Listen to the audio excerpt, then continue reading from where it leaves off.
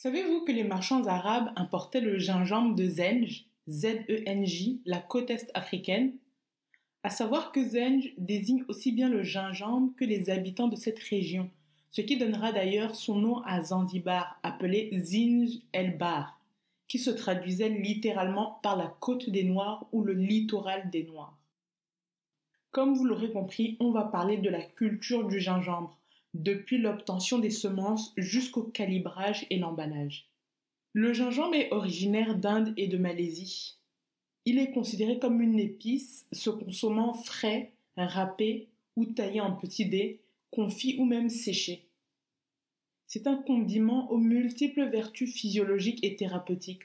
On lui prête également des propriétés aphrodisiaques.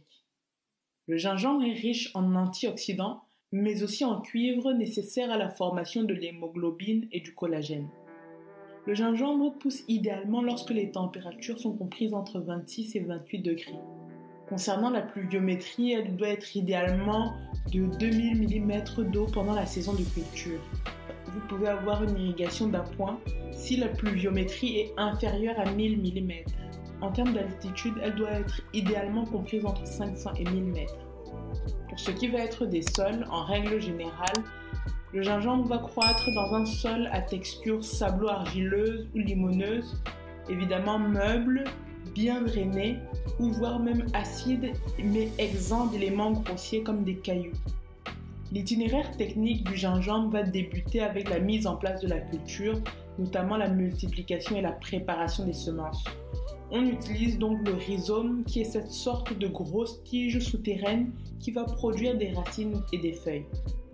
Donc le rhizome se multiplie en le divisant manuellement en plusieurs parties, portant chacune au moins un œil à son extrémité. À l'aide d'un couteau tranchant, vous coupez plusieurs morceaux de rhizome contenant entre 3 et 5 yeux. Puis vous submergez un tiers du gingembre dans un verre d'eau et vous le laissez reposer jusqu'à ce que la racine mesure 2 cm environ. Au niveau de la préparation du sol, elle peut débuter à Yaoundé par exemple en janvier. On va déraciner les mauvaises herbes sur la parcelle et les brûler, puis réserver la cendre qui en résulte. On va labourer à plat ou former des billons ou des planches à une hauteur de 30 cm minimum. On va épandre 10 tonnes par hectare de fumier bien décomposé ou bien du compost.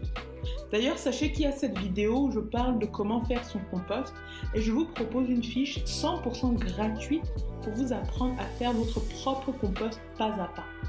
Cette fiche contient une grille d'évaluation. Allez cliquer sur le lien en barre de description pour la découvrir. Pour ce qui est de la plantation du gingembre, elle va correspondre à la période des pluies, notamment à Yaoundé qui se situe entre mi-mars et mi-avril. La quantité de semences se situe entre 900 et 1350 kg par hectare. Plantez les rhizomes à 5 cm de profondeur. Concernant la densité de plantation, pour 95 à 100 000 plants par hectare, la largeur des billons va être de 90 cm. La distance entre les billons sera de 25 cm à 30 cm et l'écartement entre les plants va dépendre de vous, soit 0,15 x 0,25 ou 0,25 x 0,3 m ou 0,3 x 0,3 m. La levée est complète la 3e semaine après la plantation. En termes d'entretien, une fois que les billons sont en place, il faut les recouvrir avec une épaisse couche de végétaux qui vont rapidement se décomposer, afin de protéger le sol des rayons de soleil, d'étouffer les mauvaises herbes, préserver l'humidité du sol et fournir de l'engrais vert. Un premier sarclage soigneux est réalisé lorsque les jeunes plants sont bien développés, sans oublier de pailler à la fin lorsque cela est possible. À la fin du 3e mois après plantation, un autre paillage peut être mis en place. Au sujet de la fertilisation du gingembre, il n'a pas besoin d'une fertilisation supplémentaire dans la mesure où le sol a été enrichi avant la plantation, par du compost ou bien du fumier bien décomposé. Sinon, on peut mettre 1 ou 2 poignées de fumier ou un mélange de fumier et de cendre dans chaque trou 15 jours avant de semer à 20 cm de profondeur. Pour cela, il faut avoir 2 tonnes de cendre par hectare.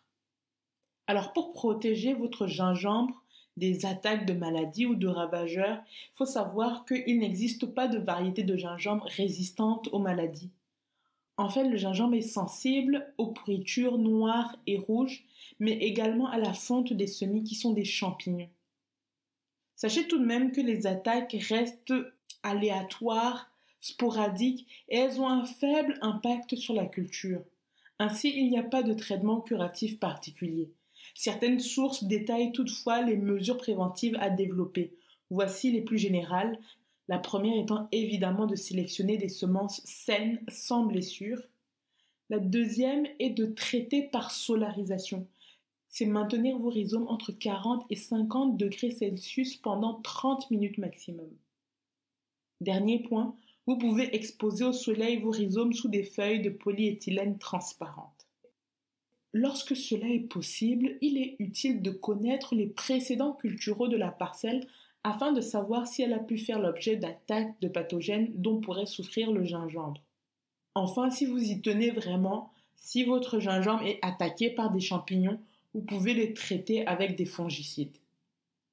On arrive maintenant à tout ce qui va être opération de récolte et post-récolte, donc après la récolte.